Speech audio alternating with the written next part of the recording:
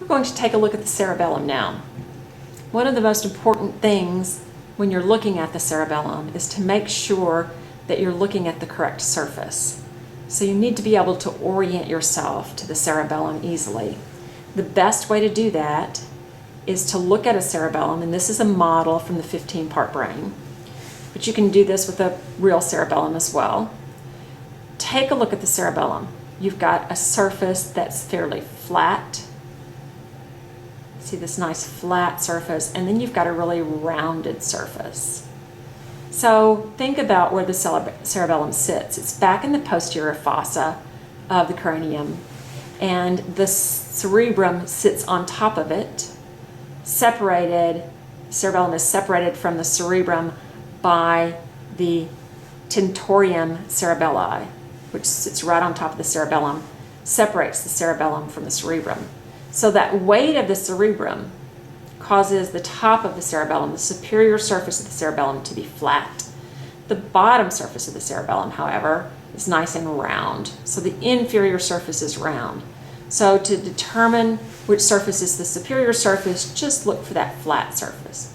Flat surface is superior. I'm looking at the posterior aspect of the cerebellum here, superior surface here, inferior surface here. I'm going to turn the cerebellum around now so that I'm looking at where the brainstem would have been attached. So right here would have been the brainstem, would have been sitting right here. And in this view, if I'm looking at the anterior aspect of the cerebellum, I can see the horizontal fissure, which basically separates the superior aspect of the cerebellum from the inferior aspect of the cerebellum. So there's the horizontal fissure. And within that horizontal fissure, just lateral to the midline, you can see tufts of cerebellar tissue here and here. This is called the flocculus. There's one on each side, so I have two flocculi. And right in the midline is the nodulus. So the flocculus here, nodulus here. This is the flocculonodular lobe of the cerebellum. Now, the cerebellum also has an anterior and a posterior lobe. And if I look at the superior surface of the cerebellum, about a third of the way back, I'm going to have a fissure called the primary fissure. And it seems as if this would be the primary fissure, but it is not. The primary fissure is about right in here. The best way to tell where the primary fissure is to look at a half brain. So we're going to look at the half brain model here. And if you look at the half brain model, you can see this lobe of the cerebellum right there. That's the anterior lobe of the cerebellum.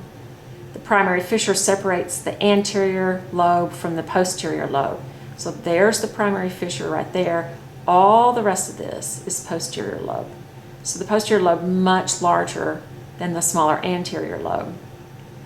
And the primary fissure separates those two lobes. So right there would be the primary fissure, which if you're looking at the superior surface is not very far back on that superior surface. We can also still see the nodulus on this medial aspect of the cerebellum. The nodulus is here. And the cerebellum is divided into lobules. There are 10 lobules that you can see from this cut side. We've not asked you to identify all 10 of the lobules. We've asked you to identify the nodulus here and the lingula, which is the very first lobule here, the lingula. Also on the medial side, just lateral to the nodulus, you can see this particular structure, large structure that runs right beside the medulla. This is the cerebellar tonsil. And if I look at the whole cerebellum one more time, and I look at this anterior view of the cerebellum, there's my nodulus. On each side of my nodulus, here and here, those are my cerebellar tonsils. So I can see the two tonsils of the cerebellum there.